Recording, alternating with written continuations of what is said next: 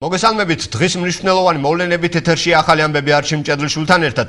თავისუფალი საქართველოს კახეთის რეგიონული ორგანიზაციის ხელმძღვანელის გიორგი მოსიაშვილის განცხადებით, თელავში პარტიის ოფისი უცნობმა პირებმა გაქურდეს. ოფისიდან წაღებულია კომპიუტერის პროცესორი, მონიტორი და ტელევიზორი. მოსიაშვილი არ გამორიცხავს, რომ მომხდარი მის პოლიტიკურ საქმიანობას უკავშირდებოდეს, რადგან მისი თქმით, მოპარულ კომპიუტერში პარტიულ არქივს ინახავდა. ქურდობის ფაქტზე საქმე სისხლის სამართლის კოდექსის 177 მუხლით აღიძრა. მომხდარზე გამოძიებას თელავის რაიონული პოლიცია წარმოებს.